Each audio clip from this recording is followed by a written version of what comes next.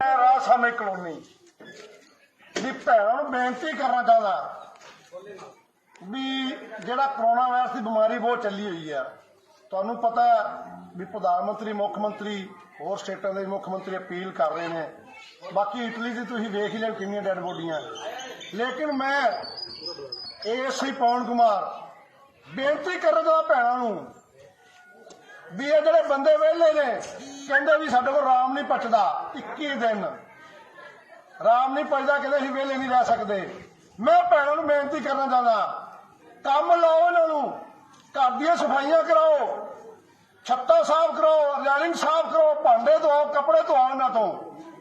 ਘਰ ਦੀ ਸਫਾਈ ਹੋਵੇਗੀ ਨਾਲੇ ਕਰੋਨਾ ਵਾਇਰਸ ਦੀ ਸਫਾਈ ਹੋਵੇਗੀ ਤੇ ਨਾਲੇ ਇਹਨਾਂ ਦੀ ਵੀ ਸਫਾਈ ਹੋਵੇਗੀ ਨਾਲੇ ਰੋਟੀ ਪਕਾਉਣੀ ਸਿੱਖ ਜਾਣਗੇ 21 ਦਿਨ।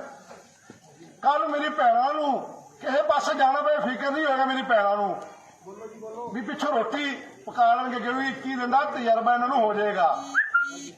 ਮੈਂ ਭੈਣਾਂ ਨੂੰ ਬੇਨਤੀ ਕਰਨਾ ਚਾਹੁੰਦਾ ਜਿਹੜੀਆਂ ਭੈਣਾਂ ਮੇਰੇ ਨਾਲ ਸਹਿਮਤ ਨੇ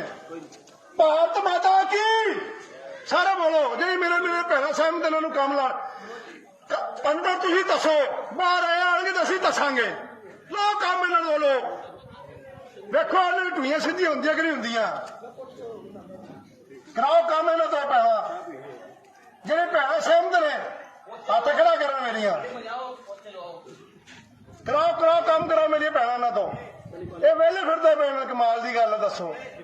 ਤੁਸੀਂ ਕੰਮ ਲੱਗਦੀ ਹੈ ਸਵੇਰ ਤੋਂ ਲੈ ਕੇ ਸ਼ਾਮ ਤੱਕ